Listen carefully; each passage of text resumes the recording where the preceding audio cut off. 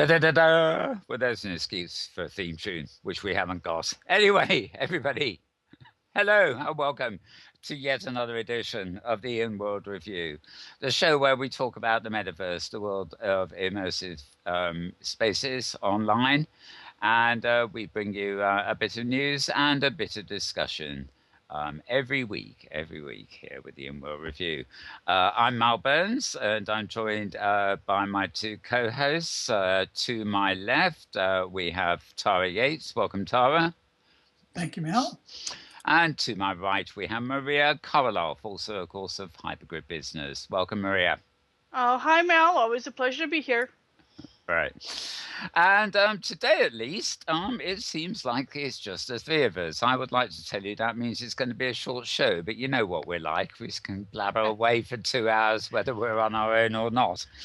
It had been my intention, in fact, to bring some people from OS Grid over this week to talk about the forthcoming 8th birthday. That actually is in 2 weeks' time, so I guess I can take my leisurely stroll and maybe find one or two people for next week from there. Next week we also have somebody who they'll be talking about quite a lot of things, but they'll particularly be talking about the wonderful other region here on the Great Canadian Grid. The Great Canadian Grid is, of course, where we have Hypergrid headquarters, and indeed that is the location we are broadcasting to you for today. I'd also like to thank James Out Loud, who's with us on camera. He did have a week off last week because it was July 4th, was it not? But welcome him back this week. And this week, of course, I forgot to say, is July the 11th of the grand old year 2015. So before I actually move to any other news, I'd like to actually suggest that James sort of pans around a bit to our other stage and just sort of looks at what's hanging out on the other stage there. I'm doing the same thing myself, believe it or not, just for consistency. There we go. And basically what you're watching as I'm talking is, I think there's about 8 or 10 slides in this presentation, and this is advertising OS Grid's 8th birthday. It's happening, as you can see, from June the 25th to the 26th of July. While it's running, I thought I would add a couple of anecdotal things. We have down below, we have a little pussycat in the middle there with his mouse, which we covered in my little show and tell a few weeks ago. But we also have two avatar pussycats, the grey one and the red one. So they're in a static pose, sitting suitably disgruntled that the little ugly ones got the mouse and they haven't. One wonders what's going to happen next, but since they don't move, we won't be able to find that out. However, both of these are very cute. The avatars, I believe, were made by Fred, whose second name I forget, who's actually on our Safari scripting trail. And these are simply reservable copies, but you can actually get copies of these that you can wear as an avatar, and they come complete with the CAS AO. And more importantly, both of these two are actually on my regions here. As the orange one is simply called Mal's Pussy, and the yeah, and the grey one actually is an inhabitant of Grunge Street, which is a location over on Metaverse Spaces, which is actually well hidden because it's full of undesirable things that we don't want to spoil the vista, shall we say, but it is there for filming. Okay, also, courtesy of Tana Wells, in fact, an avatar that did have a different name. As you can see, her actual name now is Scantily Clad. Now, this is a copy because the real Scantily Clad is actually stuck in the catacombs on Malburn's estate. And when you enter Malburn's estate, you actually get a welcome message. And one of the first tasks you have to do is to try and locate her and help her find her way out of the catacombs with a few various things along the way. But we've sort of managed to rescue her temporarily and bring her here just to show that she exists and to toss up the stage a bit. And you may have wondered about Tilai Singh, the other avatar. And Tilai Singh is the exact opposite, and I love this. Some very interesting physics properties going on in I forget, physics layers, I think they're called, aren't they, on this avatar? And um, basically, this is one of the Avifest avatars that was designed by Fusion Nightfire, who did many of them indeed. The word it looks like Tilly Sing, but the idea is you pronounce it Tilly Sing because, as they say, the show won't be over till the fat lady sings. So that's Tilly Sing for you. And I think by now, our main purpose of being over at this stage was to look at the slides, and I think they have now probably done their thing. So I guess the camera can probably pan back to me in my normal place. And for some very, very bizarre reason, I am standing up. Go figure. Sometimes things get very weird around here. Is this a good job I'm not filming today? Because I can take care of business and sit down again, as you can see. Right. Who knows the mysteries of my Firestorm mouse? Right. Okay. So before we go any further, I'm just going to look at my Twitter feed. You can find that at twitter.com/Malbones, or one word. Basically, I put up links there to various things to do with the metaverse that you were worthy of a read during the week. And in fact, there isn't actually a great deal this week, especially when I take out the ones that lead to hypergrid business as usual. However, Road to VR did report on a little device called Sphericam, Sphericam, or in fact, it's Sphericam 2. And it is a tiny 360-degree camera sporting 4K resolution. Now, this means you could, film virtual reality at 4K. Amazing, amazing. But what is most amazing is I can't really comprehend how small this thing is. It can't be, for those of you who have, say, seen a Leap Motion device or a US, a slightly cumbersome USB stick, imagine cutting that in half. I mean, it is literally, you could put a thumb on your thumb, your thumb pad, as it were, on top of this thing, and it would almost cover the whole device. That's how small it is. So amazing what miniaturization can do. And it is a Kickstarter project, I hasten to add, but it's almost reached its funding goal, and that was actually 6 days ago, so they might even be there by now. I know. Yes, I see Hypergrid Business posted a bit about Digital Lisbon's crowdfunder too. I've got another press release for it here. I think we actually mentioned this last week, come to think of it, but basically they're taking 144 regions and they're seeking crowdfunding, and they're actually doing it all on a certain grid called Avi Worlds. Yes, so that is 144 is a hell of a lot of regions to be bouncing, but we will see what we will see. And apparently, with 144 regions, that will still only be about a 1 in 10 scale of the real Lisbon, as it were. So what else have I got? Again, from a site called Kiwi Rip. Yes, via Scoop It.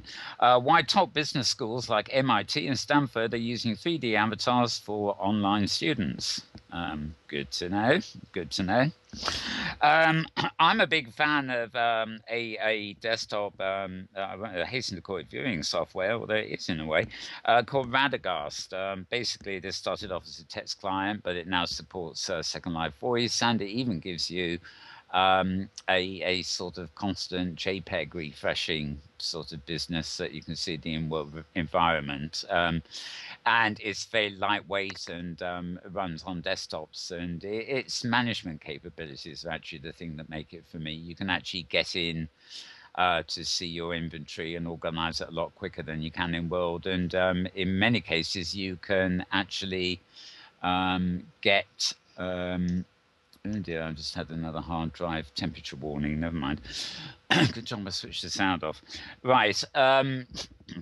What was I about to say? Oh yes, there is also a plugin for it that I know I've used. I can't remember what it's called, but when you're actually organizing your inventory, you can actually preview inventory items as if you were looking through an image database or something. You click on the inventory item, and if it can show it, it actually shows it to you, which of course you can't do in Second Life or OpenSim. You've got to actually res the item before you can see what it is, unless you know, of course. But when several billion items in your inventory, I'm sure you don't know them all.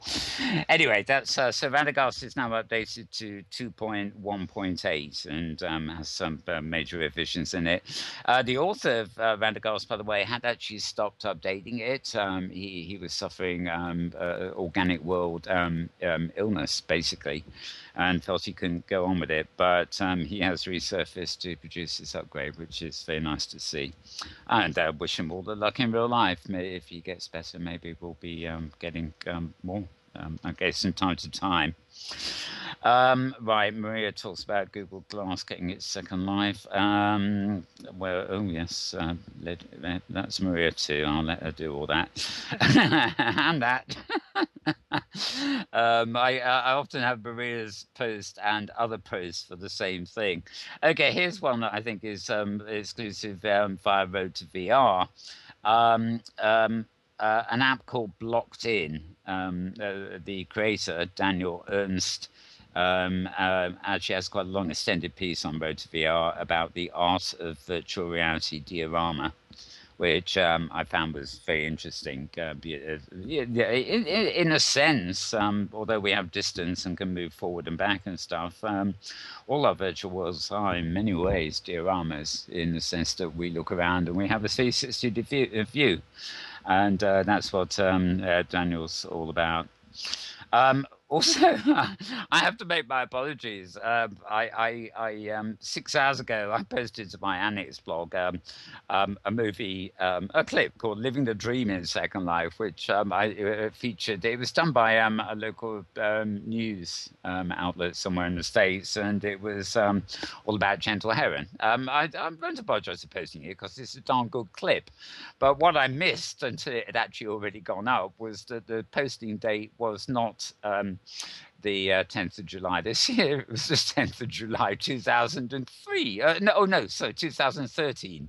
So how that got by me, I don't know, but it had gone before I could put a stop to it. So we are all slightly fallible. That's all I can say.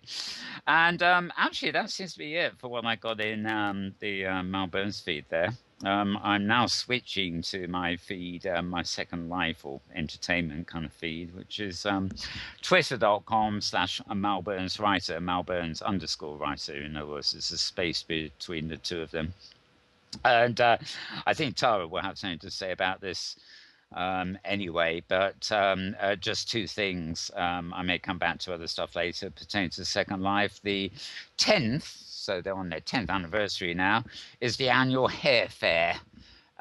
Those of you who like, well, we know where hair often ends up in virtual worlds, so I'm not going to go there. But if you're interested in hair, wherever you care to put it, Hair Fair 2015 is now on in there, and I've got a blog post to that, but I've also got a video trailer up there for that as well. And Relay for Life, the big huge charity drive that takes place in Second Life. There is an Inworld version as well. Reaches its sort of big weekend next week, the Relay for Life weekend. They've got masses of sims online, and there's a track that you go around and lots of exhibits.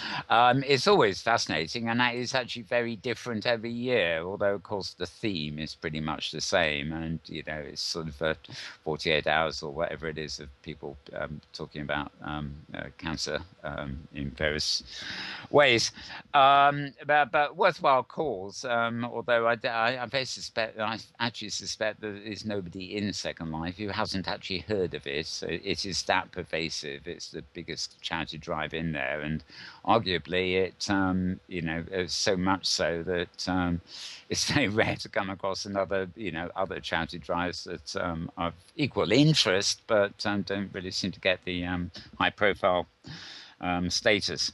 Anyway, it's not actually going to be a telethon as such this year. I and a number of other people are just too exhausted to do what we often do, and we thought it was time for a new breed, of broadcasters and things to take over. What Safir Widdichin's Prim Burfitt has done is sort of put out a call for various people who would have taken part in the telethon, including new people, and asked them to contribute to sort of offline interviews, live recordings, things like that. And the idea is the whole thing will be celebrated via a sort of YouTube channel rather than actually a live broadcast. And in our pay at Modern World has a post on that today, but also you can find more information at primperfect.net. Today really is the final day of this call for help, and it's they're looking for machinima makers, camera people, editors, and more. So there you go. If you are interested in that, just look that up, and I think it's actually Safir Widdichin herself you get in touch with. And regular viewers of this show, of course, will know Safir from her occasional when she joins us in Second Life on occasion.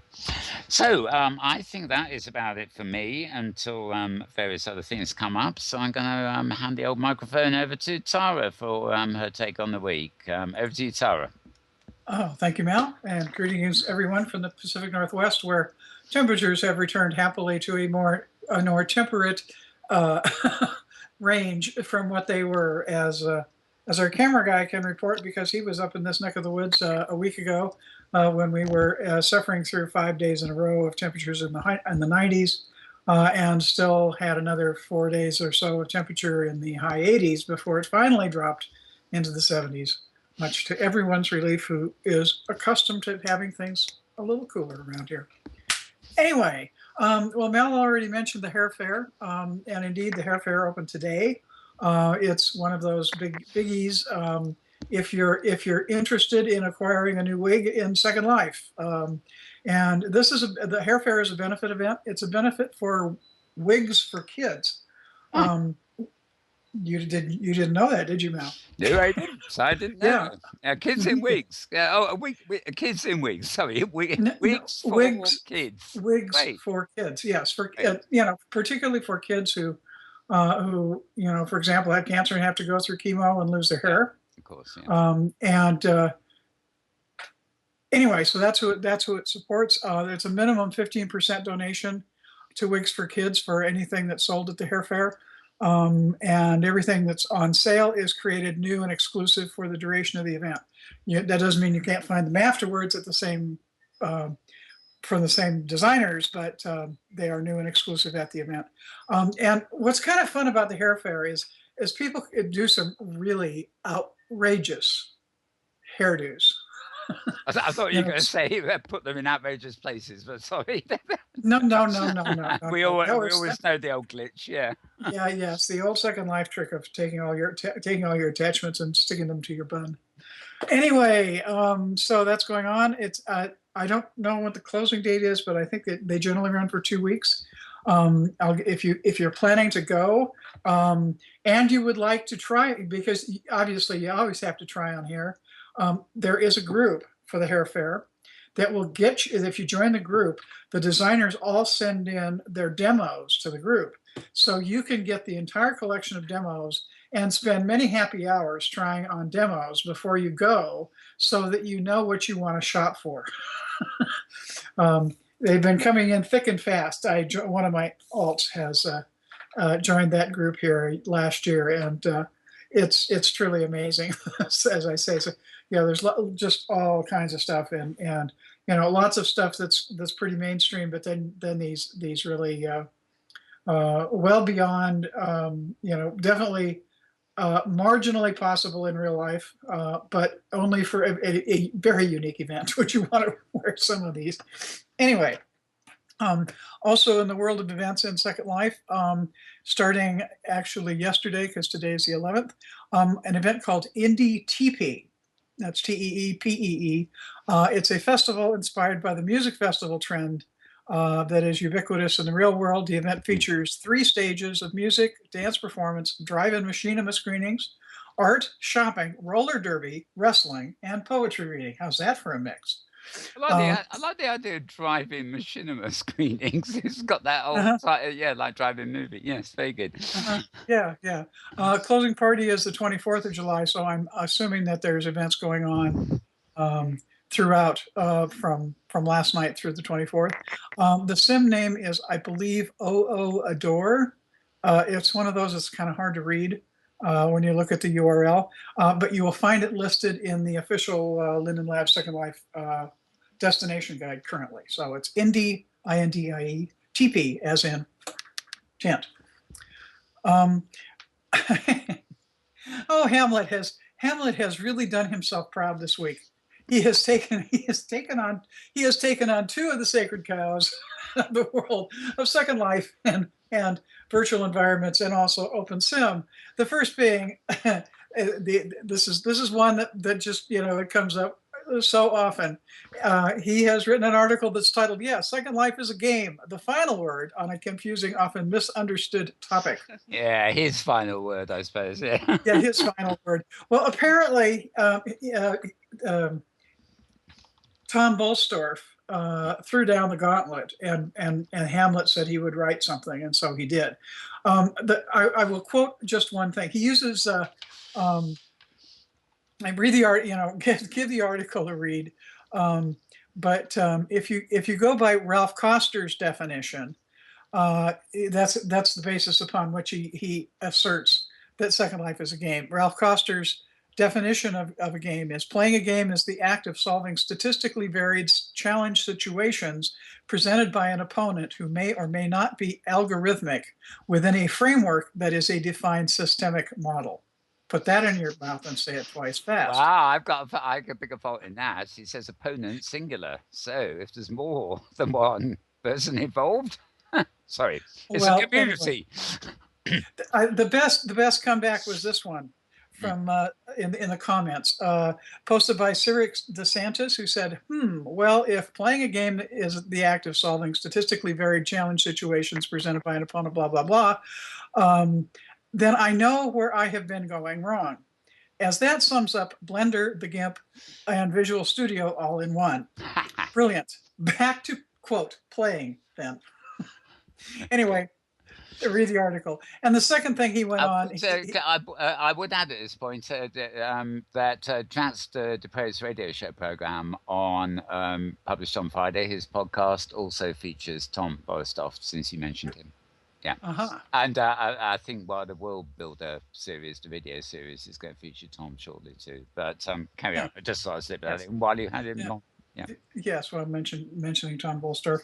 Tom Bolstorff, for those who are unfamiliar with the name, he's an anthropology professor and has done quite a bit of research in Second Life that's been quite interesting. And what's the name of the book he published here a few years back based on his research in virtual worlds? I am forgetting the name of the book. Anyway, so am I. Temporarily. Yes, yeah. He has a Dead Tree version book, which I'm sure is also available for Kindle. That's been out for a few years on virtual worlds, and focuses on the social and cultural elements and its potential use in doing anthropological research. And the second subject that Hamlet just couldn't leave alone. The article is titled, just a minute, where is it? Why Second Life users and Linden Lab need to honestly and openly address SL's, quote, weird sex, unquote, branding problem. And I'll let you read the article on that one. I also noticed Hamlet had a blog, completely misleading, unfortunately, was something about Rosedale demonstrates, and it was something like, some high-tech thing that was something to do with virtual worlds. Only after he conned you into actually reading the post did we find out underneath that it's actually Philip Rosedale's son who was doing this thing on his own his own YouTube channel, and wasn't Philip Rosedale at all. Yes, he had a one of those little robot thing, not flying robot things. I'm forgetting. You know what I? Yeah. You know what I mean? Yes, yes. Like a His drone. yes, yes, a drone. Yes, a little drone, and the drone will deliver drinks to the pool from the deck. That's it. And this, Cocktail delivery. That was it. Yes. yes, yes, and it featured a cameo appearance by Philip Rosedale himself in his bathing suit, and a couple of babes, three babes in the pool in bikinis. So just what you always wanted for a Saturday afternoon. Anyway, enough of that. We'll move on to your vegetable segment here with a quick visit to NRPA's blog. And by the way, NRPA has a new domain where you can reach her blog. It's modemworld.me, M-E. The old address at modemworldblogspot.com will still should auto forward you to the new domain. Yeah, I noticed the RSS feeds are still coming through from old address, but how long that will last, I'm not sure. Yeah. Anyway, so in the meat your vegetables. Yes, we'll meet your vegetables tonight, and then you can consume them later. Firestorm is currently waiting on several things that are going on with the official viewer being merged into the lab's de facto release viewer, so they can push ahead with their own merges and testing in preparation for the next release. Given one thing and another, the Inara's estimate was it could be around 6 weeks before Firestorm updates. So those of you who are Firestorm users, you can still use the new beta if you want to, or you can hang back and wait another 6 to 8 weeks for the next official release. And when it does come, by the way, pleased to announce that over here on Great Canadian Grid, we will be now one of the default login choices on Firestorm's home screen. Yes, very good. Okay, let's see. From the lab on this past Wednesday, issued their notifications project viewer, which sees an overhaul of the way in which notifications, those system, group, transactions, etc., are presented through the viewer. It's been in the works for a while, and the notifications project viewer is an improvement for sorting your notification. It's based on user feedback, and notifications floater with 4 tabs, sorting your incoming notifications into system, transactions, invitations, and groups, and allowing better interaction with them as well. Now, again, this is a project viewer, so right now it's one for testing. So if you're one of those who deals with a lot of that kind of stuff when you're in World, give it a test run, and the lab would love your feedback, and it'll work its way eventually into the main viewer.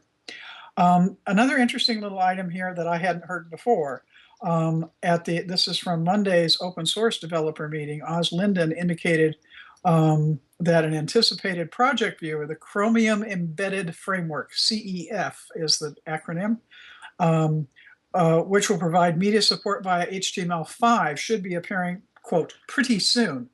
That's a trademarked item, pretty soon. And basically, while QuickTime and Flash may work on the current viewer for some users, given the age and status of both, the lab does not plan to support either going forward and recommends media creators migrate to HTML5. I'm certainly not surprised at that. I mean, basically anything that's still Flash doesn't even get into my feeds anymore. Yeah. It had been hoped that this viewer would have been out by now, but there appeared a couple of issues still to be resolved. Let's see. Simon Linden said he heard the developer working on it say he was deep in the middle of keyboard issues. Getting frameworks like that to cooperate with OS events like keyboard, mouse, and screen is always tough. I'm sure the language is a little stronger than that. Yes, indeed. Anyway, that's it for me. I quite like the reference to coming soon being a trademark. Maybe that's the real name of Project Sansar. Yeah, no, it should be appearing pretty soon. It's pretty soon. Sorry, that's why. It has quotes around it and has a little trademark symbol at the end of it. Yes, funny. I'm just I presume that was a deliberate mistake. Okay, wonderful. Well, while we're on Second Life, I do have the feed here too. I'm not going to mention all the thousands of media links, magazines, videos, and the occasional photograph. You can find those actually if that's just what you want. You can find them at tumblr.com/malburns, or maybe it's malburns.tumblr.com. Who knows? I'm sure you'll find it. There have been an awful lot of there are endless videos coming out of Second Life, and in fact quite a few of them I've been seeing every week. The open sim ones I try and put on Google Plus, but as well. But basically that blog is simply a chronicle of everything and anything, as long as it hasn't got its interface hanging out, showing. I mean, it's I do refuse to put some stuff up, but basically I just keep an active chronicle there.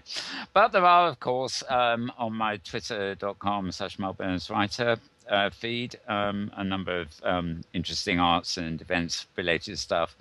Honor Macmillan, who I mentioned earlier, who is now firmly back at WordPress.com. She had a post today on a sim called Baroque. And she's had several posts during the week, a couple of which she's also posted at the Linden Endowment for the Arts site, I think it was. There have been some more videos on Mr. and Miss Model International finale and stuff like that. Interesting. It's a Second Life modeling thing, but you wouldn't know it because they don't mention virtual or SL or anything in the title. Scrolling down the list. The gazebo. Now, this we all know. I love gazebos. I got them all over here as sort of stage sets, but this is actually spelled GAZEEBO. That was a photographic post I sent up. Ziki Questy at blogspot.com has a nice article on a new build, which is very interesting. I like very surreal builds, and this one is called Distrito Distinto. That's DISTIRTO, DISTINTO. I have not a clue as to what that means, but it was a very interesting looking build, should we put it that way. We are always, I don't really go post tweets very often on lifestyle and, fashion or shopping. There's too many of them, but I am, as is Tara, a big fan of Mad P, who made these sort of wonderful gaming questing sort of hunt things in World.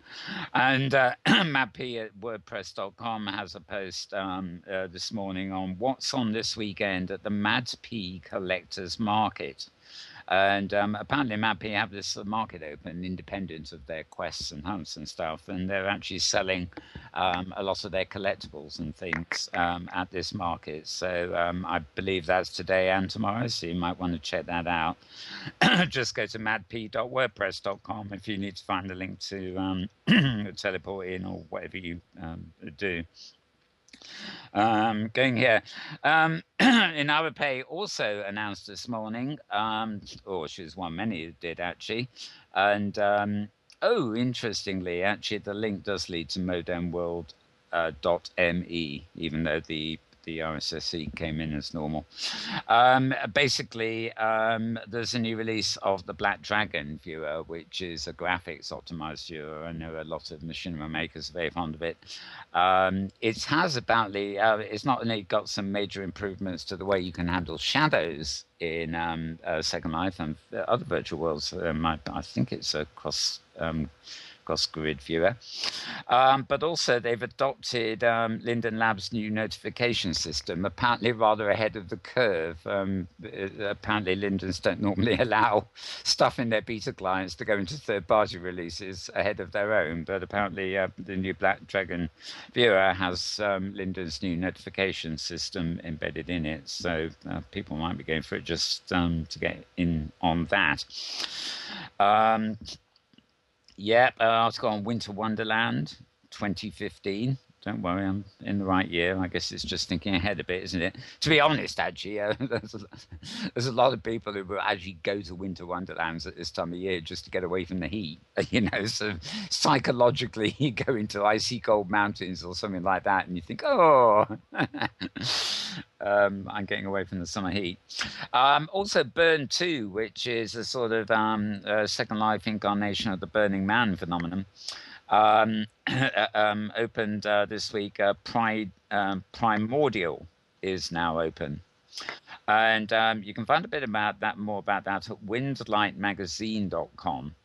And I should add that one of my magazine posts from at pardon me, embed at Issue, ISSUU, the magazine hosting people, is there is actually a first issue there of Windlight magazine, and I must say it's very nice. It is very, like me, it's very focused on arts and scenery and the arty side of things. I guess that's why they took the name Windlight actually. But so nice magazine to read there. Pay also returned to somewhere called the Crystal Garden to give a report. Linda's published their highlights from the destination guide on Friday, of course. One of their the festival that the TP thing that Tara mentioned was one of their highlights. SLinquirer.com has an article called Smile Please, and it's basically their idea of some of the best photogenic places in Second Life. In other words, places you might want to go to for no other reason than taking photographs. And going on down here. There is. It's not in my feed. It's not in my post yet, but there is, of course, a new edition of Happy Hunting out. I'm not quite sure why it's not on Vimeo yet, but I'm sure I'll get it eventually. Let me do. I'm scrolling down here. Kitten's Heaven. That was it. You got to like a sim called Kitten's Heaven, haven't you? They actually had an open house, but it was 2 days ago. So a lot more of the What Second Life Means to Me videos popping up. The Gauntlet on videos was thrown down around the time of the birthday by Linden Lab there, but people are continuing to make videos on that theme, some of them featuring real world selves. Some of them, just totally in world, and some of them good, some of them maybe not so good, but always good to know that people are actively doing that. I mentioned Radagast. Modern World in our again has a tropical dream in Second Life. A lot of for events, a very good blog follows Daniel Voyager, of course, danielvoyager.wordpress.com. He has a lot of information on the Relay for Life weekend we mentioned briefly earlier, and it is fast approaching. And yes, scrolling down. Oh yes, this is the one I was looking for. I don't really. This does actually connect with Firestorm, but they normally have it automatically now. But back when I used to use the Second Life Linden Labs viewer to go into Second Life, I was very fond of a plugin called Starlight, which allowed you to skin and change the interface of the actual viewer to your own requirements, both aesthetically and functionally. And Starlight 3.8.1147 for viewer 3.8.0 has just been released. And you'd have to actually go to the sluniverse.com forum and do a search for Starlight to get the download links for that. If you want it. Very useful plugin it was too.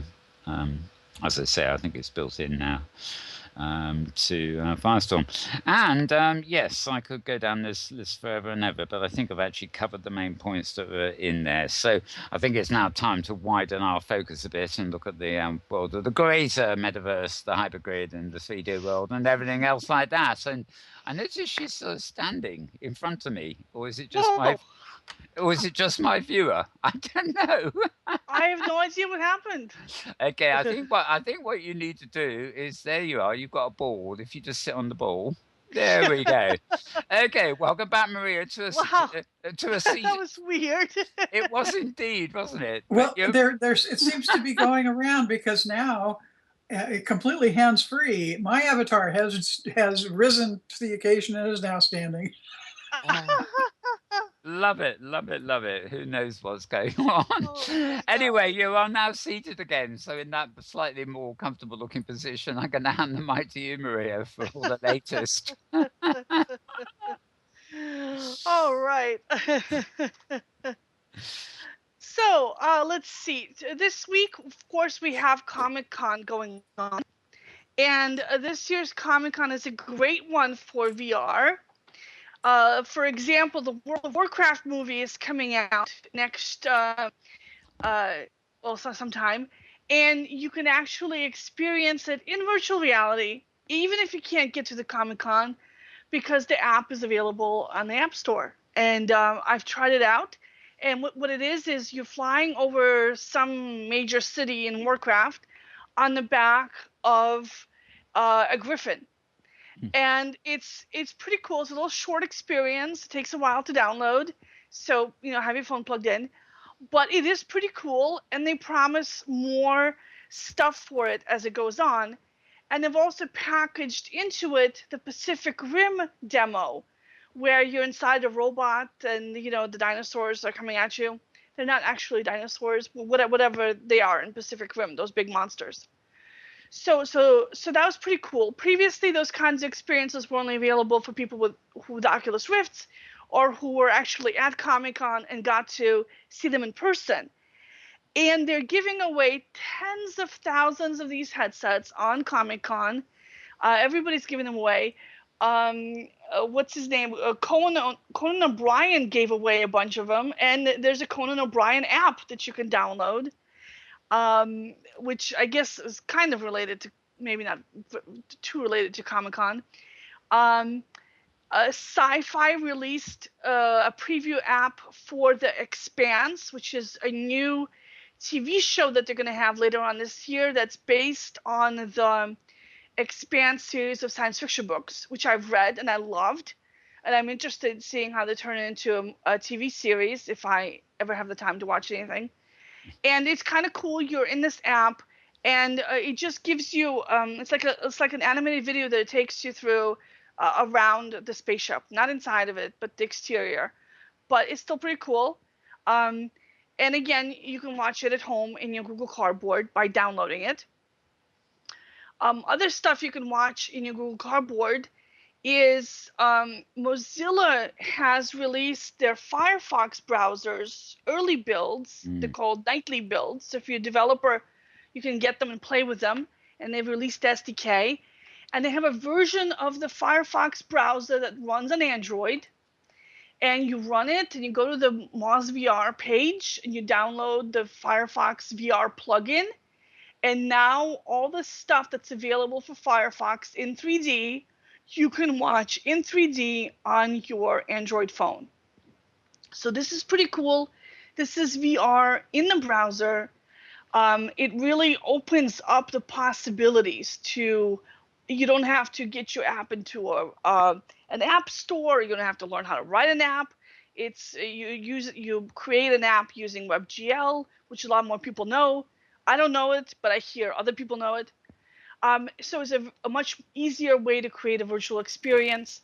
I'm really looking forward to seeing what comes out of it. It's very exciting. It works really easily. It works really well. I've tried it out. Now I tried it out in both my Google Cardboard and in the new headset, which came today. I posted a review of it. Mm-hmm. It's the Sunny Peak virtual reality headset, and I got it because it was cheap and because it had a rounded front instead of a square one. I don't like the looks of those square headsets. Yeah, the square head, love it. And it wasn't all black. It had a white panel out front.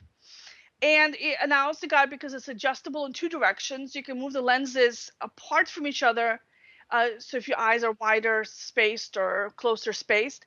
And also you can move it further away from your eyes or closer to your eyes, depending on, how you need things to be in focus. So that is great. So now all my virtual reality apps are in focus in this nice, sturdy headset. It's not up to the level of Gear VR, but Gear VR costs $200. If anybody wants to give me a present, if you missed my birthday, it was last month, and you want to be very, very nice to me, get me a Gear VR that works for the Galaxy S6, because I finally bit the bullet and I switched from iPhone to Android. And the VR possibilities are just huge. I'm not saying I like it more than the iPhone, but I am saying I do like the VR stuff a lot, and that's why I made the switch. So that was very nice. Now the Sunny Peak headset, the instruction manual actually said VR box on it. It didn't say Sunny Peak. And when I searched Amazon for VR box, a whole bunch of other headsets came up, priced between 20 and 60 bucks. So now the Sunny Peak one had good reviews, and it came in like 4 days. I ordered it on the 7th, and it was already here today. So it's like less than 3 days of shipping. And it works exactly as promised. It's nice. It fits great. I really like it. I cannot say the same for all these other manufacturers that they're gonna ship everything, together in one piece at the right time and so forth. So you take your own risk with the other ones, but it's the same. It looks like it's the same exact headset with just different logos slapped in the front. So including one called Dream Thinker, which is blank on the front, so you can put your own logo on it. So then that one costs 35 bucks with free shipping. And so if you're a company and you want to have kind of a branded thing for people to try on, like say you have a real estate office and you have walkthroughs, you can put your real estate logo on there. If you're a developer, whatever, you can just slap your logo on there. And it looks also, if you want to order a lot of these headsets, you can probably order them directly from VRBox, the manufacturer, and get them without any kind of branding, so that you can brand them and distribute them. I really recommend it. And at a wholesale price, no doubt. Yeah. Better. Yeah. It has a slide out tray, where the iPhone was kind of loose in it, and it was a little too small. It still worked. It still worked, but because the iPhone is smaller, it felt like it was farther away than it was in the Cardboard. The Google Cardboard is pretty small device, so the iPhone is right there in front of your eyes. It's like maybe an inch, 2 inches in front of you. Whereas with the Sunny Peak, it's like 3 inches away from you. So it's a little further away. So it creates more of that binocular effect that you're looking through a pipe, that you're not really, in the world. You're a little further away. But the Samsung with its bigger screen fits a lot better into the slide out drawer. It doesn't rattle around as much in there. And it fills up much more of your field of view, so you feel like you're really in there. And so I would recommend it if you have a larger phone than a smaller phone. With a smaller phone, you might want to try a different headset that's designed more for a smaller phone. But if you have different sizes of phones, then this one will work just fine, because it will also hold the smaller phones.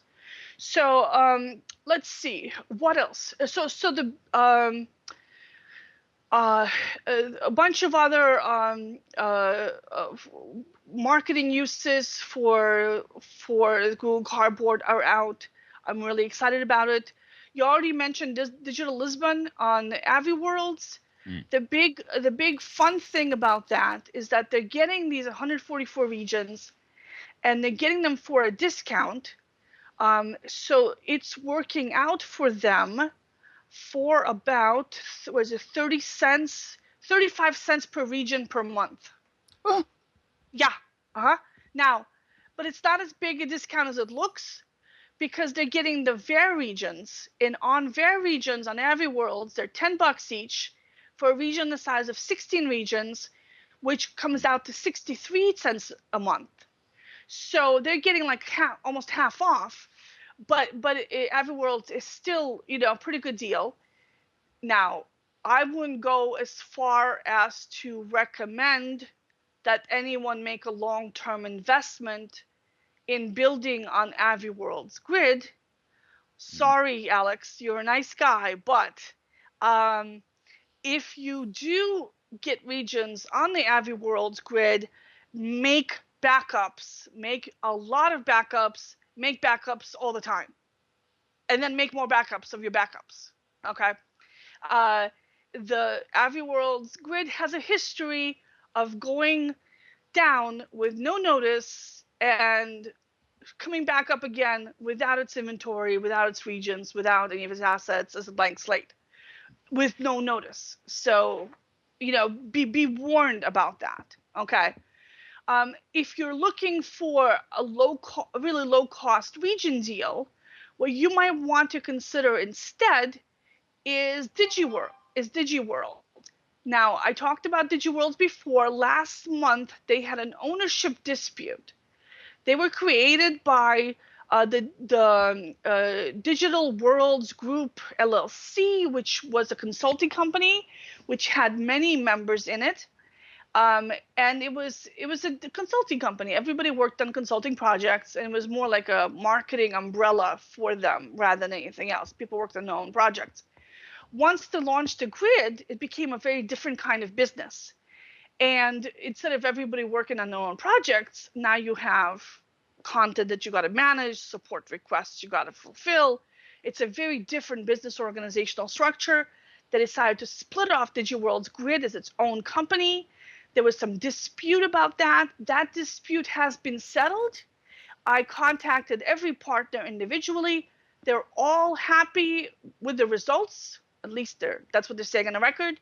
There's not the lawsuits. Threats of lawsuits have been withdrawn, and both of the people who are no longer owners said that they support the new grid and they will help out with the new grid as well. Terry Ford and his wife are now the sole owners of the DigiWorlds grid. And you might know Ford. He was the founder of Third Rock Grid. He's got a pretty good reputation. And as far as I can tell with this dispute, Ford had nothing to do with it. It was between the two other partners. And that's what one of the other partners said. It was just between me and the other guy. Terry Ford has a great reputation for being kind of a solid citizen on open sim. He's a great guy. He handles all the tech here on Great Canada Grid too. I mean, if I have a problem, I just IM him and sort it.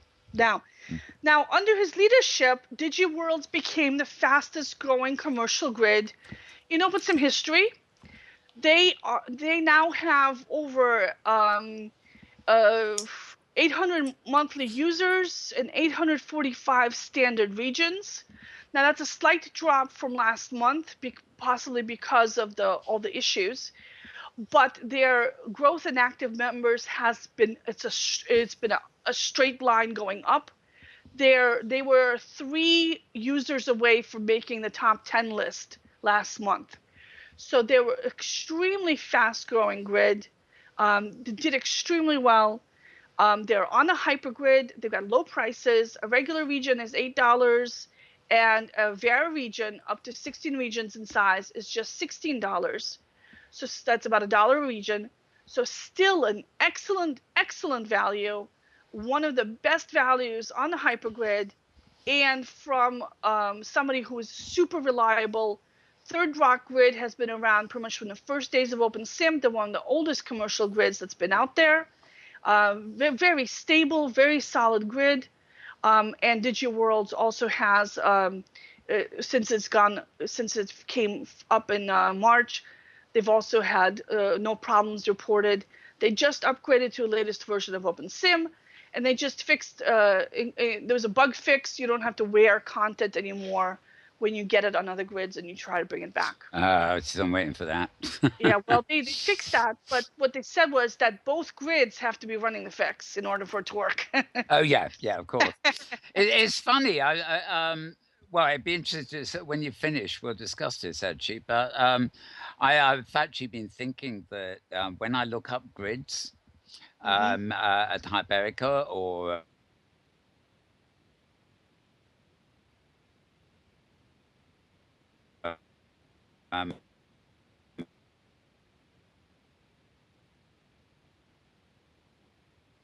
wherever.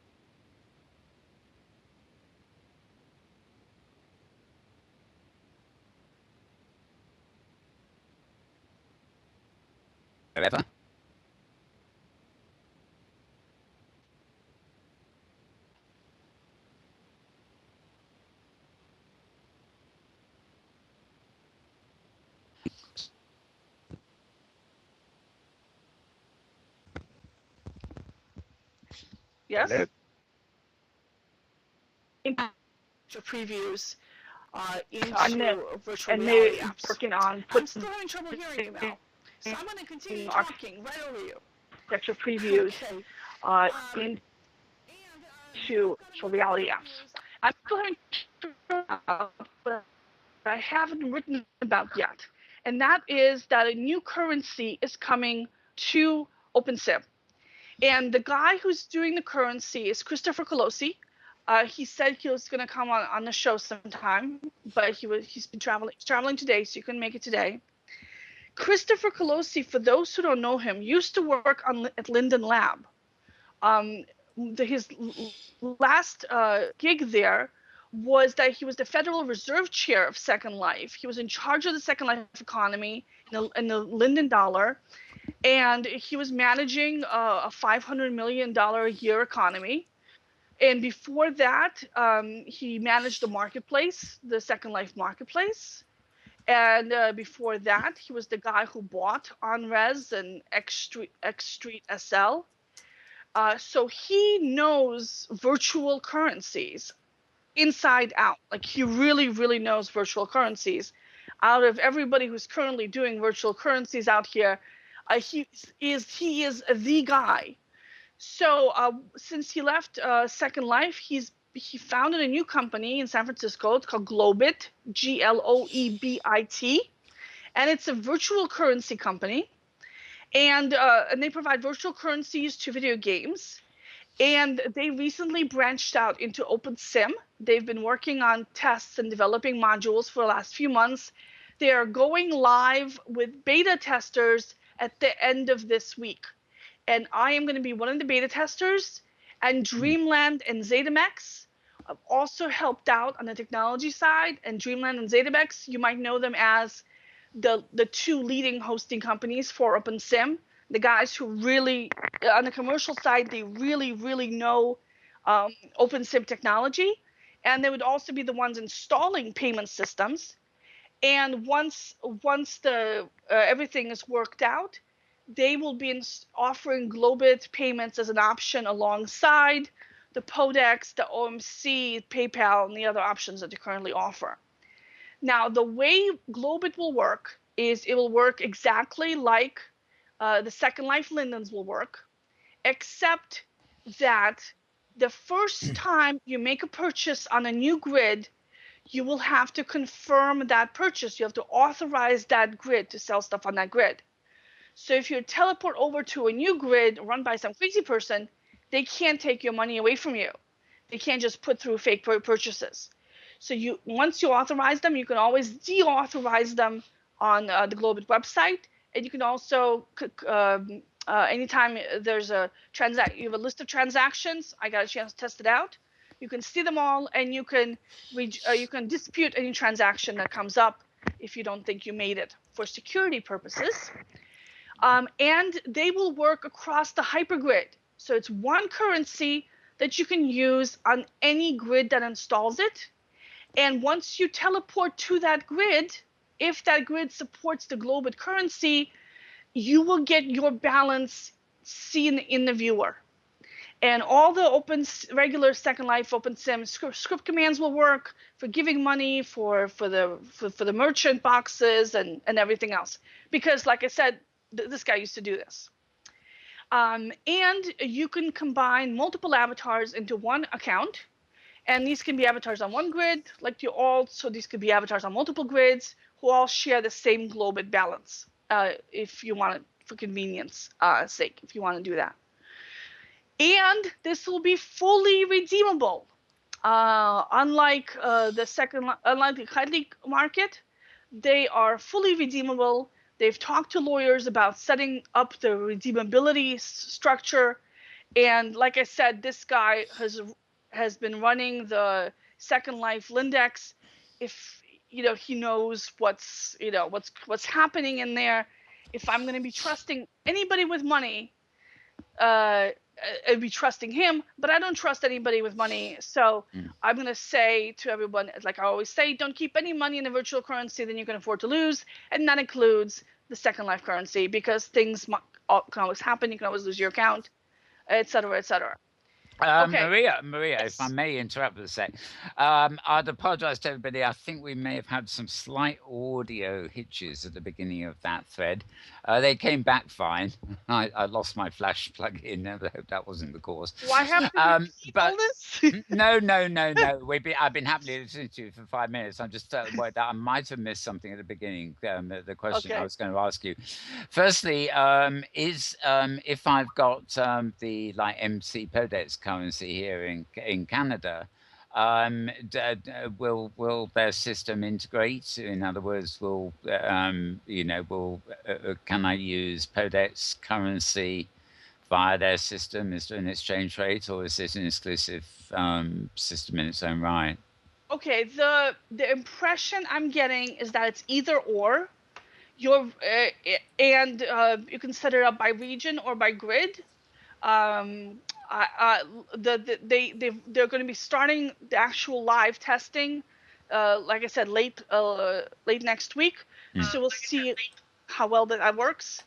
But it looks like you can only have one currency module because you're only showing one balance in your viewer, and Right. there's only one system that the buy command goes to. So you can't really support two different competing currencies in the same place. Now, what they will support is web-based payments.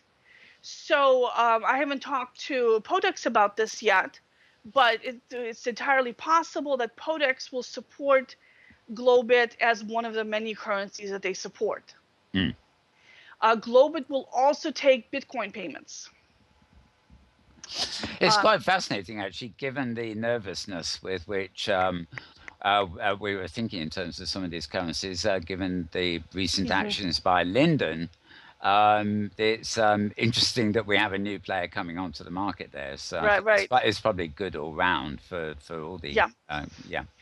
Now, you will have to give some payment information, some identity information to Globit. They promised not to share it with anyone else. And the reason they have to collect it is because of anti-money laundering laws and regulations. So they're in compliance as part of their compliance procedure. He said that if you want to have absolute 100% anonymity from everybody, including government officials, the Globit is not the right platform for you. But if you don't mind that Globit knows who you are, they won't share this information with anybody else.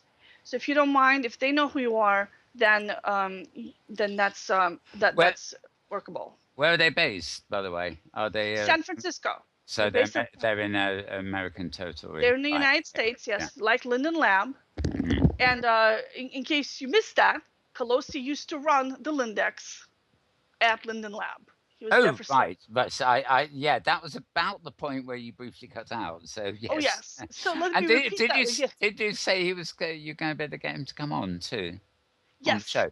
he will come on. He was at Linden Lab for several years. He bought OnRes and X Street SL for them. Oh, He was the head of the virtual goods, managed the marketplace, and he was their Federal Reserve chair and managed the economy. He says he balanced growth and stability of $500 million a year economy, interfaced with major merchants and shoppers.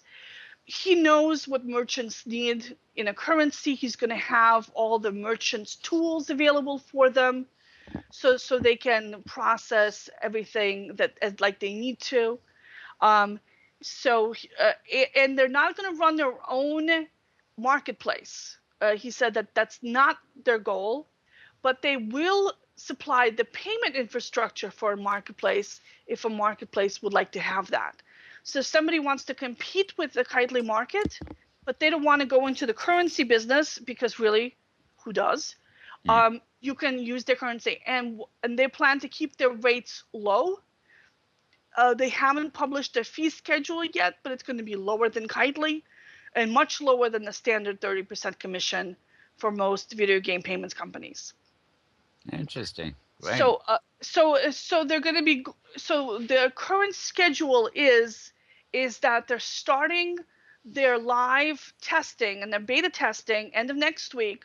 He's going to have a sign-up sheet up, a Google spreadsheet for other grids of any size who want to participate in this. And then sometime later on in August, if they confirm that everything. Oh dear, I seem to have lost Skype again. Yep, it seems we had lost Skype. If everybody hangs up, I'll recall.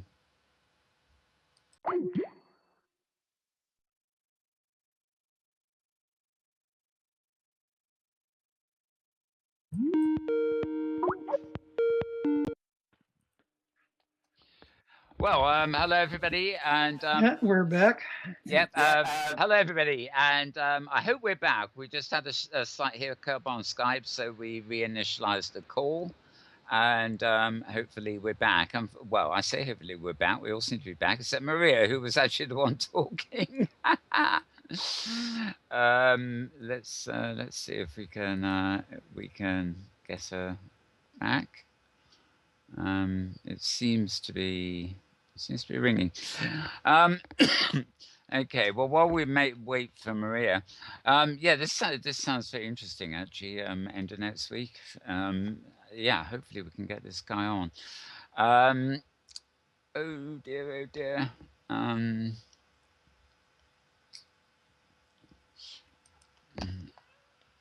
Hang on. Sorry, folks. So just a bit quiet. Trying add you back. I am sorry, Maria.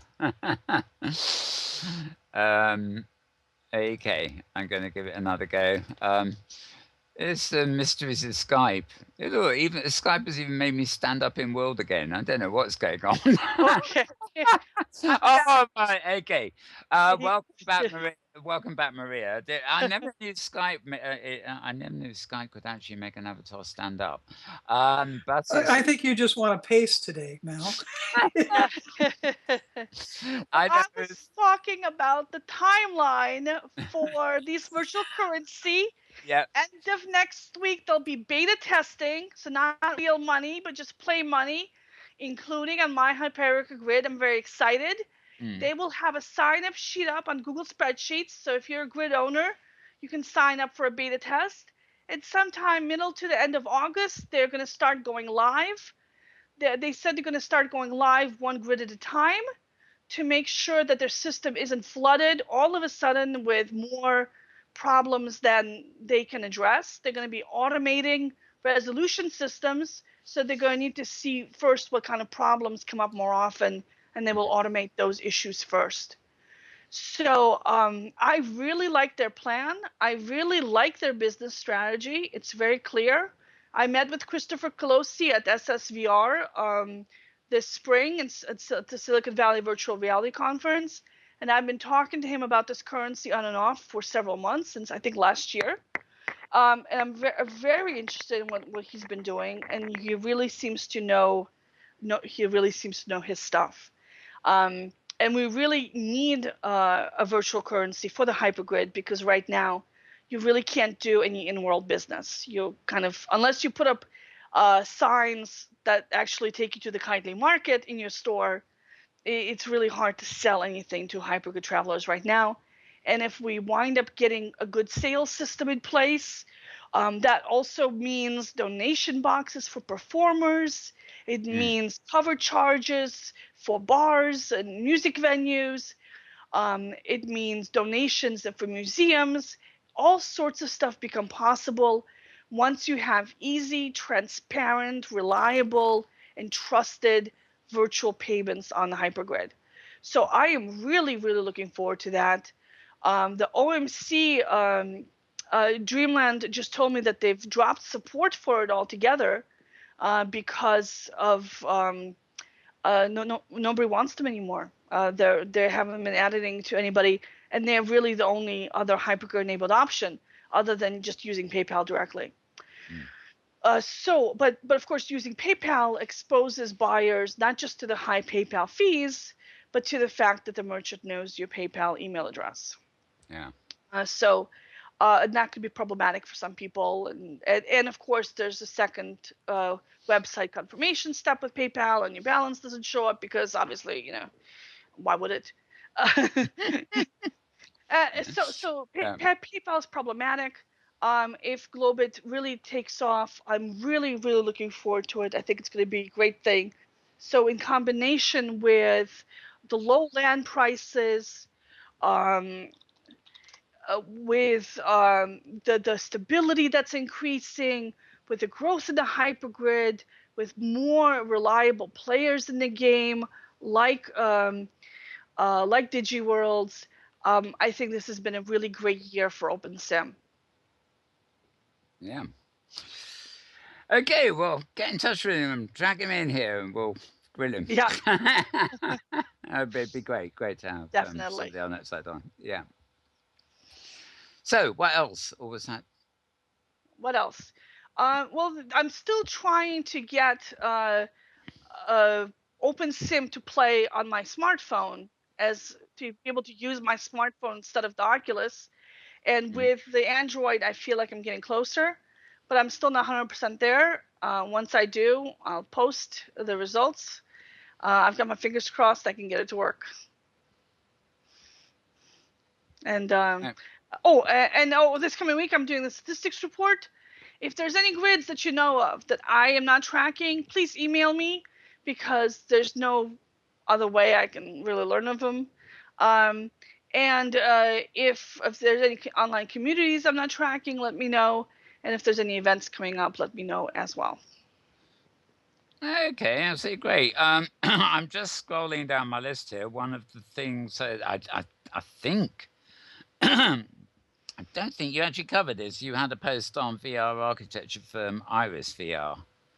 Yeah, I mentioned that they got 1.6 million in funding, and what they do is they make software that makes it easier for architects, construction companies, and designers to put stuff into virtual reality, so that you can transform an existing 3D model into an immersive experience that you can walk around in.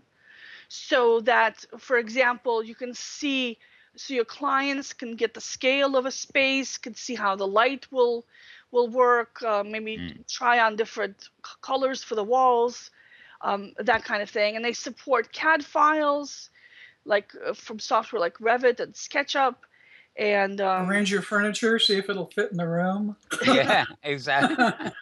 Oh, the number of little apps I played with trying to do that. Running around the flat, taking measurements and trying to sync it. Yeah.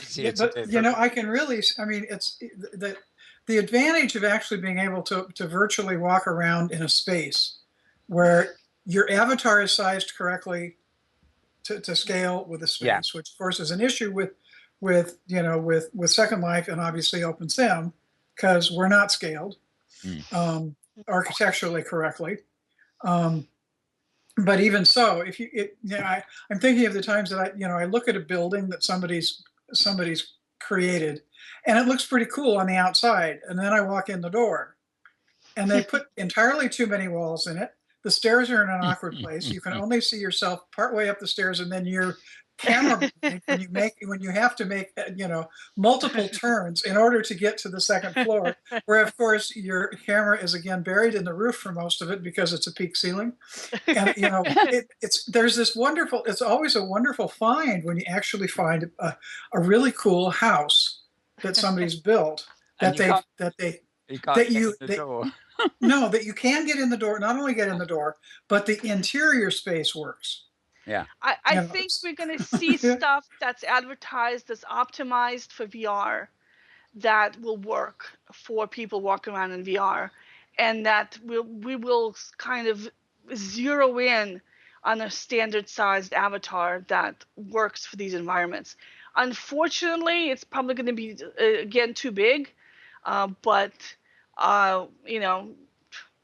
that's life sucks, right? I think what Tara is probably getting at, and I would certainly say is the case, is because I bought a couple of buildings and things, and then I go up to them, and the door is just a bit too short for me to get to. But they actually do. Sometimes the proportions seem exactly more or less right, and all I actually end up having to do is make sure that everything's selected, including the textures, and then scale the thing up a bit.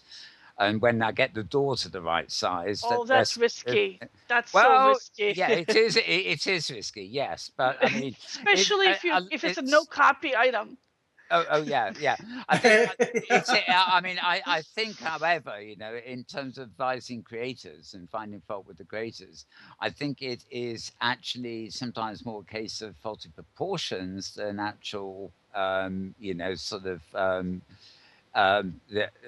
the Yeah, well, yeah, Mal, the your flaw may avatar be is right, kind but of big. Your avatar Yeah, is kind of huge. yeah, yeah, what I'm actually referring to is uh, the issue came up, gosh, years ago when various architects who have worked in Second Life have immediately discovered that if they built to scale as they're accustomed to doing, yeah, um, and brought it into Second Life, the scale was off to the Hmm. scale of avatars. Yep. yeah, And a piece of the problem is the camera angle that avatar, the default settings for your camera angle make a Hmm. difference. yeah. Right. Um, and And some of it, those things that were never adjusted for. But what I'm referring to is, okay, I'm not talking about a room that's, that you can't get in the doors, the problem Malworks refers to, but where you get inside and somebody has tried to be too close to the real world as far as putting in right. walls, dividing up a space into rooms, Mm. and they end up with a very cramped feeling interior as a result. Because And I there's mean, no room there are for the places, camera. Yeah. yeah, Yeah. yeah. Well, there's no room for the camera and there's no room for your stuff. And Right. it doesn't feel good moving, as an avatar moving around inside those Right. houses. And I and could then it's going I to could show you change. half a dozen. Yeah, and then it's going to change again once you're in VR, because once you're looking out through the avatar's eyes instead of through a camera hanging behind you, everything will suddenly Mhm. seem too huge. We'll see So very different. Yeah. yeah, so this will work Lots of. itself out, and this is an opportunity for content creators to sell all new copies of their work. Mm. That too. Yeah, Yes. So yeah, you can imagine all these versions. Optimized for camera systems, optimized for so first eye view, optimized for never mind. so anyway, so Iris VR is going to be working with Oculus Rift and HTC Vive. They've got 500 beta customers already and a waiting list of more than 2,000. And these are enterprise customers. So these are people that, like architects and manufacturers, they're going to be using this. And they're going to have these headsets there, and people will come in and use it at their facility with their headsets. This is like a home-based system. Uh, but in combination, you're getting this kind of on the enterprise side with the high-end devices. You're getting it on the low-end side with this home cooked cardboards and Sunny Peaks like I have.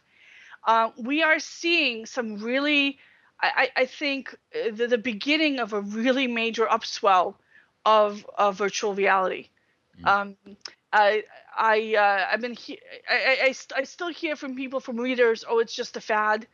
I really don't. I think we're past the false start stage, and now we are into we're actually close to something really usable. We're fine tuning it stage. Mm. Yeah, I think we're. Yeah, I mean, there's an accelerating curve still going on here, and I think it's it's consolidation. That we're waiting for, where various standards will come into play that people will start conforming to. We're still in the Yeah, expansion stage. yeah, Consolidation is going to be a few years down the line. We're still in the exploding. Everyone's putting out their own headset. Everyone's putting out their own platform. Everyone's putting out their own viewers, etc. And we'll see what sticks. Everyone's mm, throwing stuff on the wall, seeing what sticks. The stuff that sticks could become $1 billion product or a platform. So everyone's in the game. Yes, exactly. It's almost overkill, but which you've got to say is a contrast to the days when just Second Life and the odd reaction group popped up, and Yeah, it yeah, felt like it was a small world. Whereas now you get increasing feeling with the interest in VR and stuff that it's yeah. rapidly So expanding world. yeah, it's pretty exciting. I think we're finally starting to hit that hockey stick curve. We're on the beginning edge of it as it's starting to turn up. And so we're going to see a big explosion. Then we're going to see a big crash as most of the failures go out of business. Then we'll see consolidation. People snap them up or snap up their people for pennies on the dollar. And then we're going to start to see solid kind of adoption growth, like same way we had with the web. We had the boom.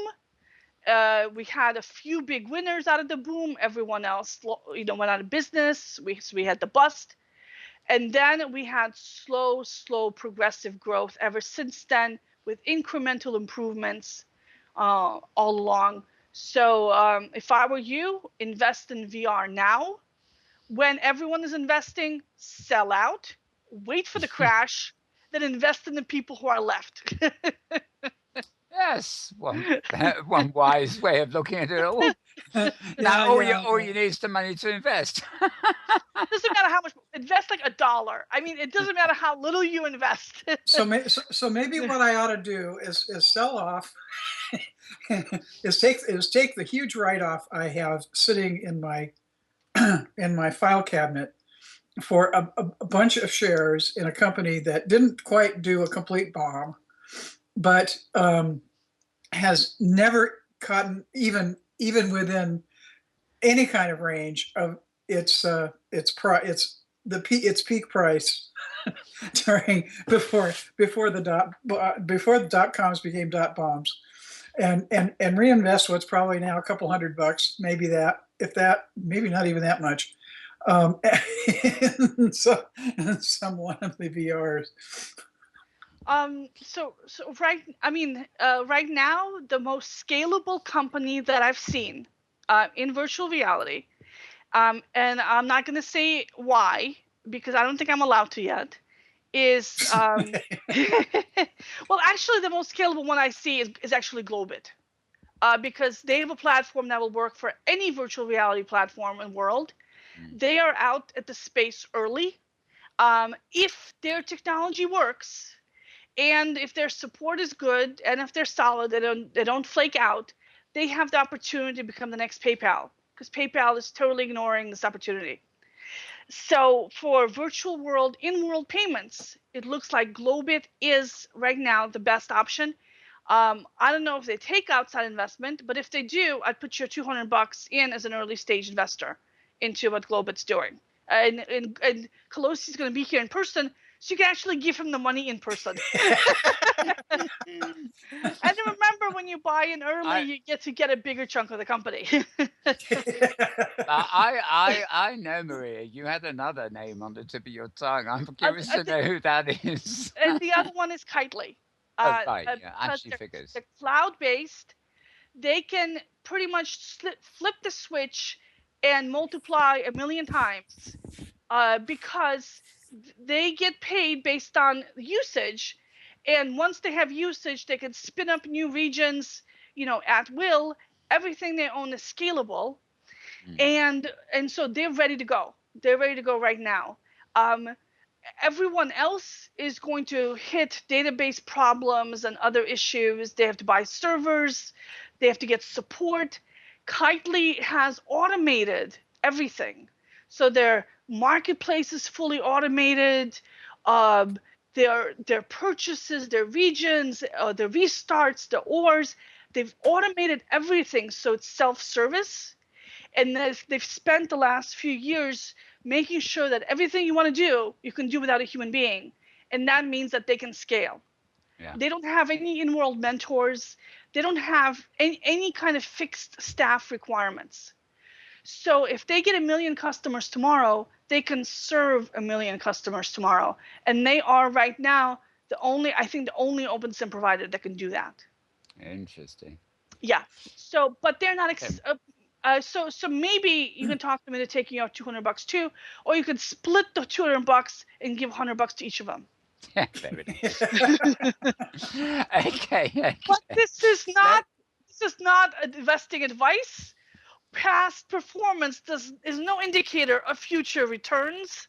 Yeah. Let's hear all the safe harbor disclaimers. Yeah.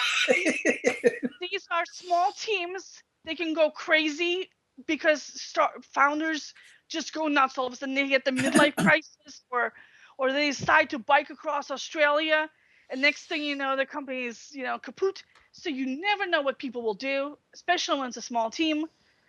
So there's no guarantee here, but from where I'm sitting, that's the best potential right now for growth, for the kind of growth that you want to see in your investment. very good, very good. Well, investors out there, take note, but no guarantees, and we'll move on. I think most people I feel watch our show are probably more users than investors. So. Okay, now. I ought to put this little bit in before I go any further, actually. Really, for residents here on the Great Canadian Grid, as much as Hypergrid, we had a nice safari during the week, and we had a visit to Sunbeam's region here on Canada, Acme City. Which is absolutely great. And everybody else then moved on to another destination. Oh, it was Joe Builders, the new dinosaur park with dinosaurs that eat other avatars at Lost World. But both Sunbeam and I couldn't get there because we were unable to hypergrid out of Great Canadian Grid. And I have been finding this rather a loss. It doesn't seem to be a problem getting people to come in, but hypergridding out is a problem. But we're also having a bit of a problem hypergridding between regions. Now, I'm pretty sure the people in the Canadian Grid know this through Roddy's talk and all the conversations that happen in I Am Here. But basically, this like the wearing fix that is being applied, by the way, for coming in and out with things. This is something that is taking probably another 10 days or approximately to actually resolve. And I'm no technologist in this sense, but in layman's language, it seems that the server farm that is bringing online the increasing number of servers, the demand for which Great Canadian Grid is getting, is not used to dealing with the servers, the Power Virtual Worlds. I imagine it's probably a fairly routine operation to bring servers online to feed websites because they. I don't know the ins and outs of this, but I think there's a standard port number and the domain addressing system is probably simple as cake to set up. But apparently there is some problem between the different servers that are now being brought online to power the regions on Great Canada Grid and the routing systems at the server provider. In other words, it seems to be that when you actually connect to an address on another server, then it sometimes fails. It's a bit like getting a 404 not found page on the web.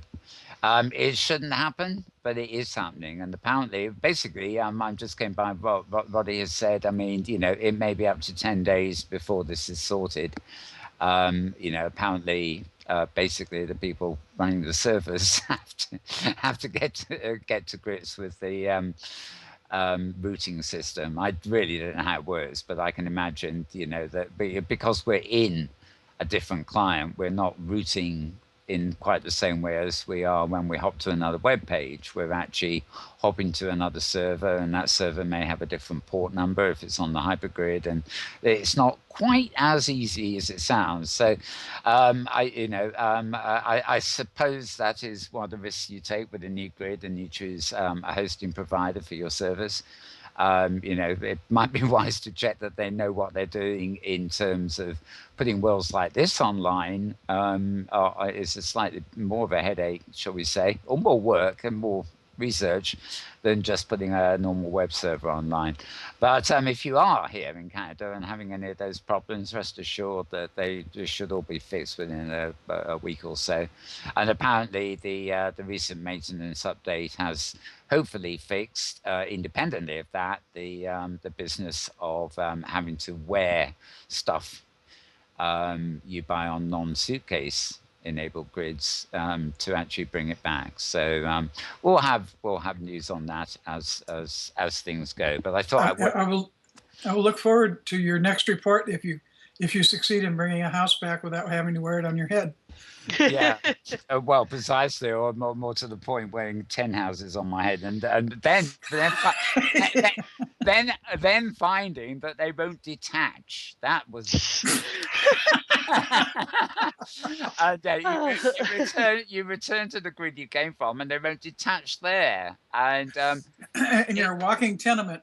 Yeah, and as for OS Grid, I spent weeks logging in there, and there was just no way I could get the whole city that I was wearing off me. And eventually, I did manage to do it, and just created a whole new avatar. In fact, I got a really nice avatar I've now created on OS Grid a couple of days ago. But I will not know for certain till I next log in as my OS Grid avatar whether it's remembered. Whether it's remembered this or whether I still got a city on my head. I was going to say, and how many rooms does this avatar have? Yeah, well, exactly. No, he's just he's got a nice costume, skin, and stuff. And it also reminds me of one of those old lines: "Does the elevator stop at all the floors?" Oh God, yeah. I will say that my new avatar is actually very different looking from my other avatars, but it's fine. He's got a nice haircut, I must say. Right. I think I've even managed to tint it right as well. But he ain't got the beard and moustache, so we have to do without something.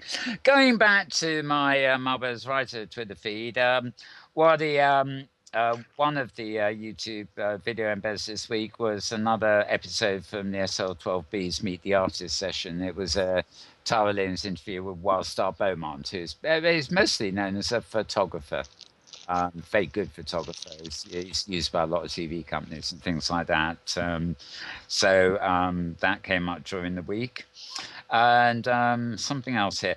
Oh yes, the rave of the week in the arts world, so to speak, is the opening of installation called Dreamers by Chica Ghost, or Chica Ghost, however you pronounce it.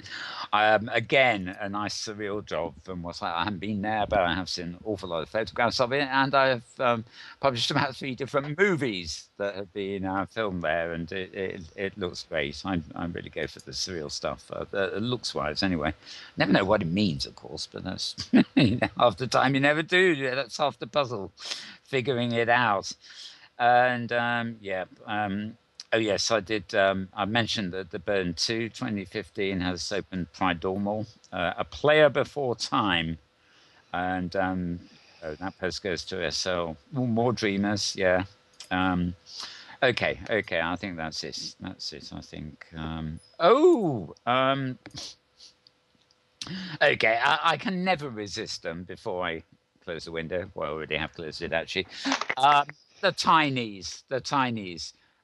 Some great little, quite a few films, I think. I don't know whether all this week or the last couple of weeks of the Tinies at Raglandshire. There was one film of their performance at the SL12B thing, and there was another film of looking at their art walk, which was, well, I wouldn't say it was serious. Nothing with the Tinies can be serious, but just a hell of a lot of fun with the Tinies in video in the last week or two. So check all those out too. Right. Okay. Well, my It's time. I was about to say that my live stream studio crashed, or rather, the Flash plugin crashed at about the same time we had our little glitches. So I'm going to try and reboot it now so that we can get ourselves off air properly. But before we do that, just have our little roundup of any other things on our minds. So I'll start with you, Maria. Is there anything else on your Well, mind? other than my usual reminder to send me any grid announcements, I would like folks to know that there's now a twerking butt with a Oh, VR application oh, oh, and oh, oh. several other VR porn projects coming to a VR headset near you.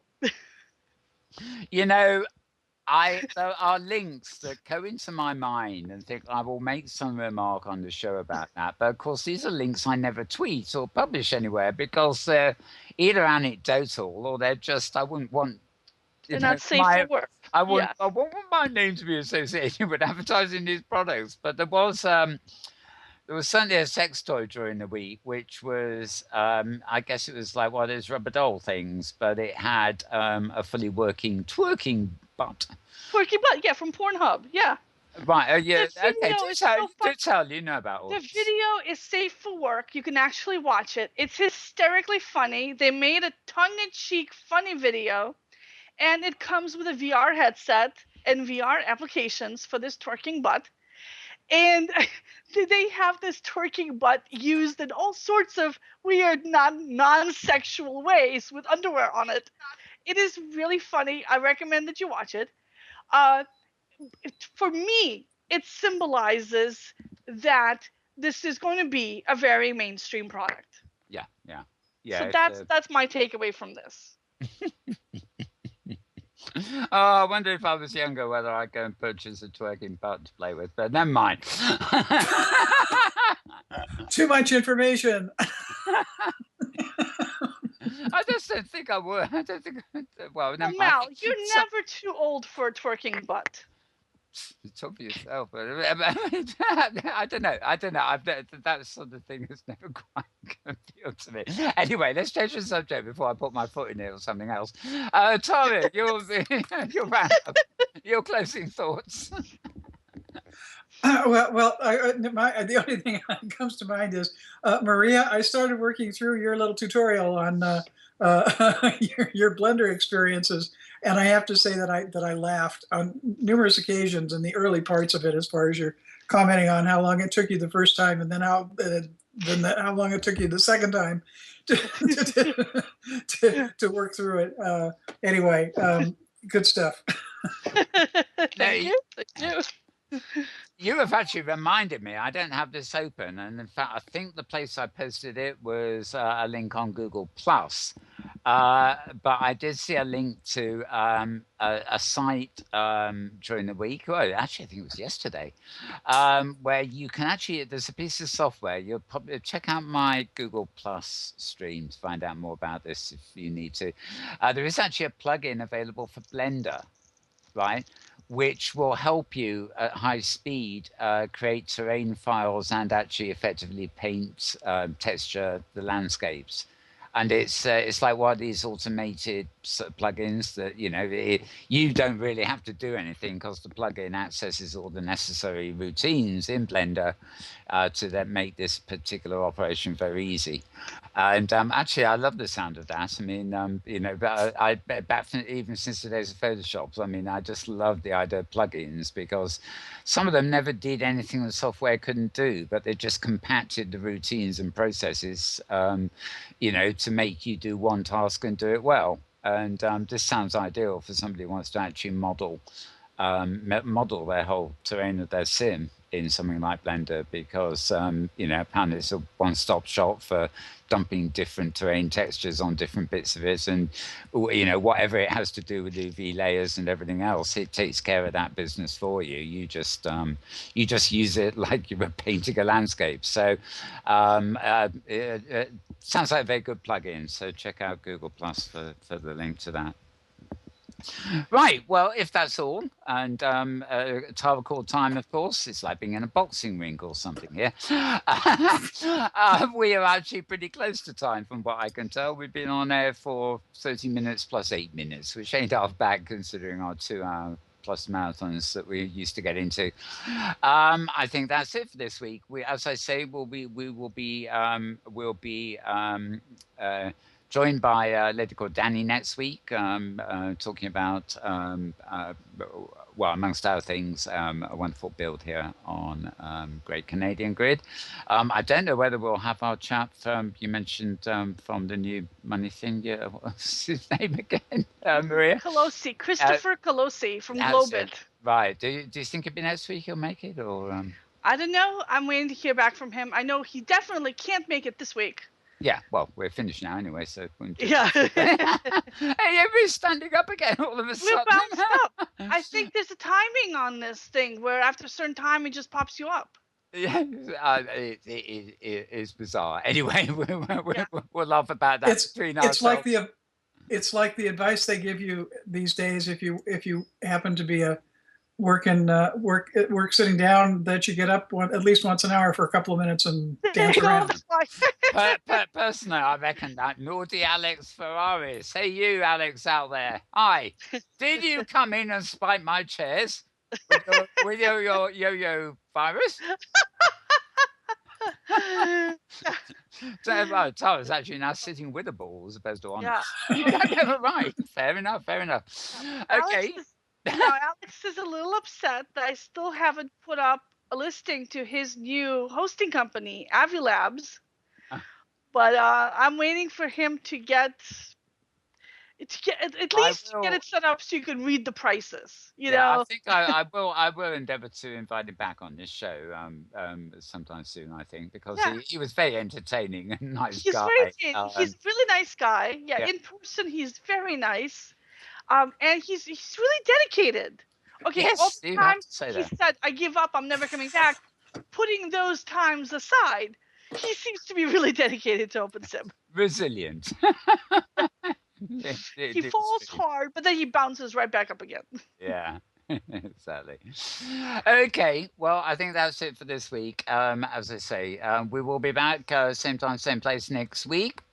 Mm-hmm. That's Saturdays, 3 p.m. Pacific, from our HQ studios here on the Great Canadian Grid.